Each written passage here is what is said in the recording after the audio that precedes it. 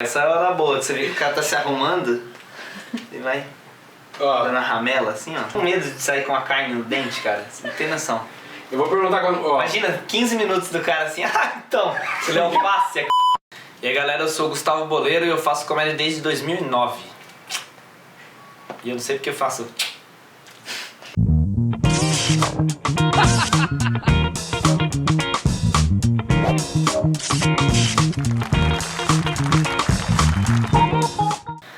Bom, meu nome é Gustavo Boleiro, eu comecei a fazer comédia em 2009, foi assim, eu comecei a me interessar por stand-up, na verdade, quando eu estava no segundo ano da faculdade de jornalismo, que eu fiz o Nesp em Bauru, e aí eu comecei a assistir muito vídeo no YouTube, não sei o que, morava em Bauru ainda, né, que eu fazia a faculdade, morava lá, vim para São Paulo, que dá 4 horas de viagem, vim aqui assistir stand-up ao vivo. Na época acho que no Bleecker Street, é um das antigas, cara, um bar que o Rafinha Bastos fazia, o Clube da Comédia.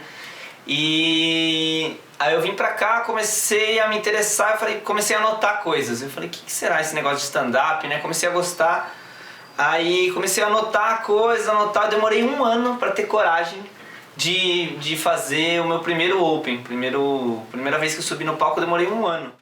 E o meu pai, ele é o tipo do cara que ele não consegue fazer 2 coisas ao mesmo tempo. Tipo, pra falar no telefone, ele precisa fechar o olho. Porque não rola concentração, tá ligado? Então ele fala assim... Aham, tô te ouvindo, pode falar.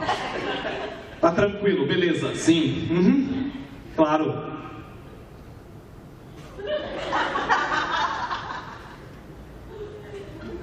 Repete o que você falou que eu não ouvi. Ah, de olho aberto eu não escuto, né? É difícil. E eu resolvi fazer porque eu comecei a me interessar por isso. Aí eu aproveitei, na faculdade a gente tinha um programa de... tênis, né? Que eu tinha programas de esportes. E aí eu comecei a pensar, porra, eu tenho uma rádio, que era uma rádio que era como é que fala? Que era administrada pelos próprios alunos.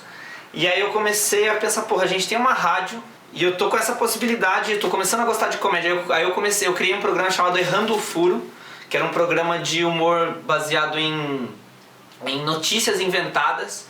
Um programa chamado Errando o Furo, que eu produzia, eu escrevia o texto, eu locutava, eu fazia as vozes tanto do locutor, tipo, que eu chamava o William Bonner, né, o William Boyna, que a gente fazia uma piadinha com isso.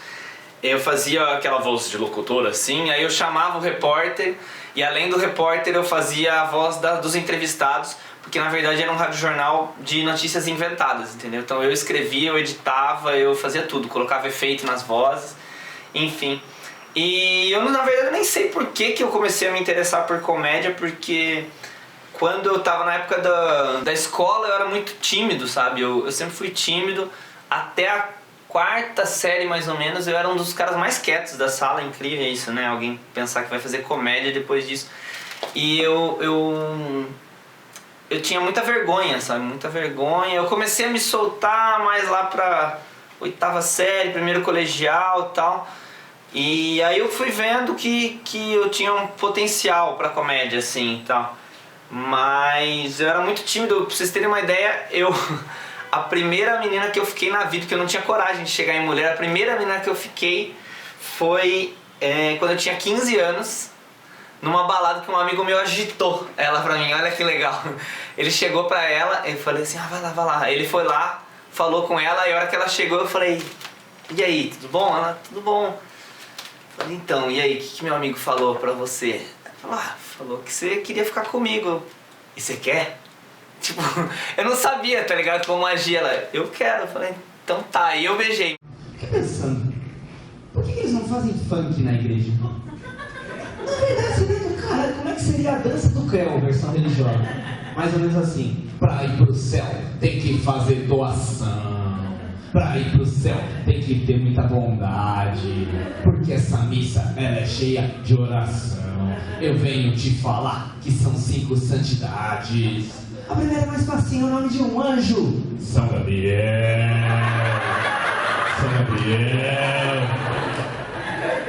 Tem aquela música do Mr. Catra, Adultério, né? 4x4, a gente... Como é que seria a versão religiosa? Como eu sou beato, a gente doa um livro profético e uma coroa. Geral ficando puro, testemunho tá sério. Vai rolar um evangelho. Bate a Bíblia, Então, na verdade, o humor em Piracicaba é mais... Puta, é complicado dizer que existe uma cena de humor, né? Porque lá é muito forte que tem o Salão de Humor de Piracicaba, que é feito de caricaturas e tal. Uma coisa que tem, acho que 40 anos, alguma coisa assim. Tem que pesquisar direito essa informação. Mas o Salão de Humor é muito conhecido, só que um mês que fica tendo exposição de caricaturas e tal. Mas eles não têm foco em outra coisa, entendeu? Tipo, não tem teatro, não tem outros tipos de stand-up, muito menos. O stand-up lá começou... sempre tem solo, né? Sempre tem uns quadros solo, né? Tipo, uns shows solo de comediantes tipo famosos. Rafinha Bastos, Danilo Gentili já foram muitas vezes lá, Oscar Filho e tal. Mas como grupo ou como a apresentação periódica é muito difícil ter. E aí teve um tempo num barzinho chamado Dona Beija, faz uns 3 anos atrás, não rolou, ficou uns 10 meses e parou. E agora eu tô retomando com o meu show lá, que eu sou mestre de cerimônias, recebo sempre 3 convidados, que é o Gustavo Boleiro Convida, que é um show que eu faço mensalmente em Piracicaba.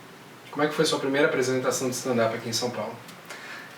Cara, a minha primeira apresentação de stand-up na vida foi aqui em São Paulo, foi em Santana, num bar chamado Bar do Fim do Mundo, que o nome do grupo era Stand Apocalipse. E é muito bizarro porque uma semana antes, eu tava 1 ano já, né, aquele esquema que eu falei, escrevendo, não sei o que. Eu revisei, super dedicado no meu texto e tal, mandei, e o cara falou, eu precisaria de um vídeo. Eu falei, porra, eu nunca fiz e tal. Gravei um videozinho eu olhando pro espelho, pra câmera, né, não pro espelho, seria muito idiota fazer olhando pro espelho. Mas eu fiz olhando pra câmera e aí eu fui entregar. Uma semana antes eu saí lá de Bauru, vim 4 horas até São Paulo, fui entregar pro cara, ou pro produtor. Nesse dia tinha o show do grupo, eu lembro que era Vitor Curió, era Carolina Triguis, que nem faz mais, que trabalhava na MTV na época, acho que o Arley Santana era do grupo também. E aí no dia que eu fui fazer, que eu fui entregar o meu material, caiu o mundo em São Paulo, não teve show, cheguei lá, tava só os comediantes, tava tudo alagado. E aí eu cheguei lá, eu lembro que o pessoal da produção e o Vitor Vargas Curió, eles falaram pra mim, cara, volta semana que vem que vai ser melhor. Eu falei, pô, pior não há de ser, né? Não teve o show, né? E aí na semana seguinte eu voltei e esse bar era um bar bem difícil de fazer, mas tava assim, não lotava muito. Mas no dia que eu fui fazer tinha 2 velhinhas que elas riam de tudo. Você falava boa noite, elas riam, então isso já... Nossa, dava uma tranquilidade muito grande. Eu fiz 5 minutinhos e não foi tão traumático por causa dessas veinhas. Que quem faz sabe que é muito complicado você fazer pra pouco público, é sempre mais difícil, entendeu? Qual foi o melhor show que você já fez na sua vida? O melhor show que eu fiz na minha vida? Cara, eu acho difícil dizer porque eu acho assim que a gente tem um padrão de exigência muito alto. E aí a gente sempre sai achando que não foi aquilo que a gente queria que fosse, né? Mas normalmente os shows que eu acho que foram os melhores que eu já fiz foi no interior. Fiz show muito bom em Sertãozinho, fiz show em Bebedouro, Mococa, que tem com o Adalberto Lopes, um grande amigo também. Fiz show... Essas cidades do interior, Franca, nossa, Franca a gente fez 2 sessões lotadas, muito bom o show, todo mundo foi muito bem. Costuma ser mais no interior. Tem o pessoal do Riso com Farofa também que a gente faz, que é muito legal, que é Bauru, Agudos, aquela região. O Frank Caneca é gay, né? Caralho, é muito gay. O Frank Caneca é tão gay que esses dias teve um jogo do Brasil, né? Saiu um gol, eu fui empolgado na janela, gritei, chupa! Até hoje tá tocando no interfone. Fiz um show na Virada Cultural de Piracicaba, eu abri o show do Marcos Castro, acho que 2012 ou 2013, não lembro agora. E eu tinha feito um show 2 anos antes, abrindo o show do Murilo Gun, que foi em São Carlos, o show solo dele, e foi muito bom. Foi tipo, o show começou às 3, 4 horas da madrugada, mas a plateia tava muito afim, tava muito rindo e aplaudindo muito. E aí eu tava mó esperançoso de ser mais ou menos igual, né? Só que eles resolveram fazer uma mudança na programação.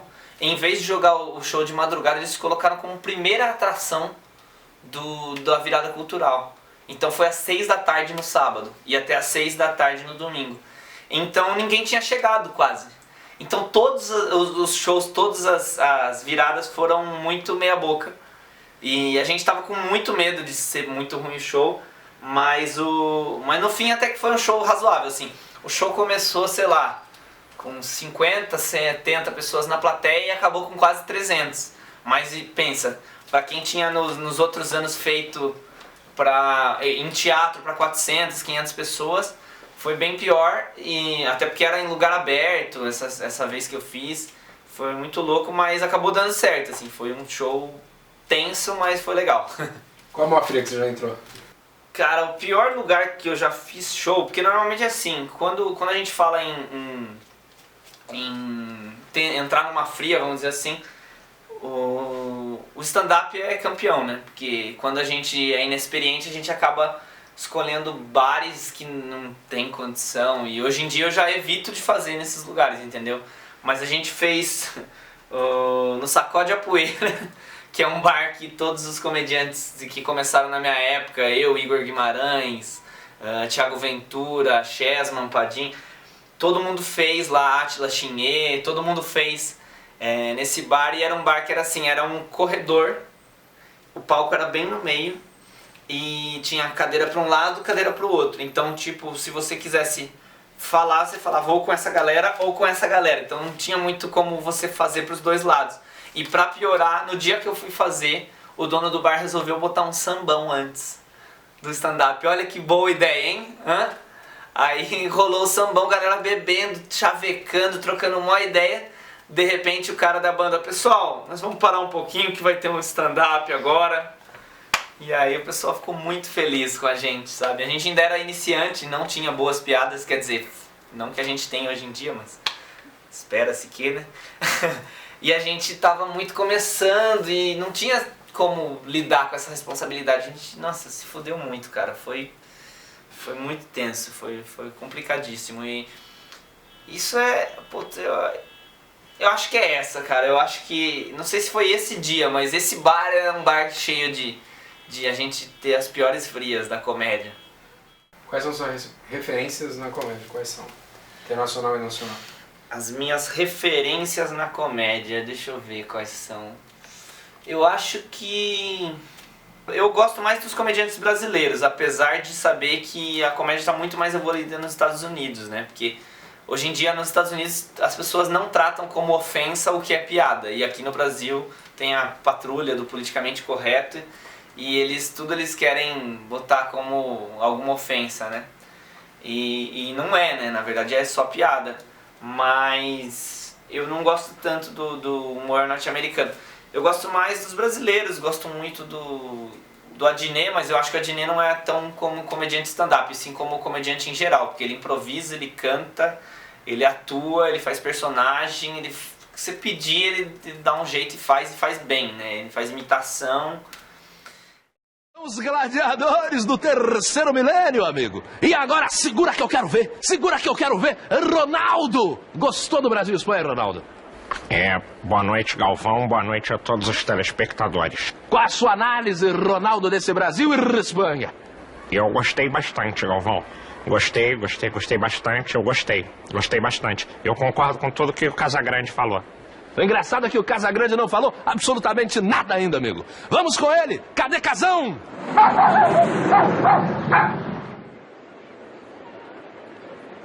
Essa piada foi bastante forçada, hein, Galvão? É verdade, porque não era essa maquete. Na verdade era ele, amigo. Walter Casagrande.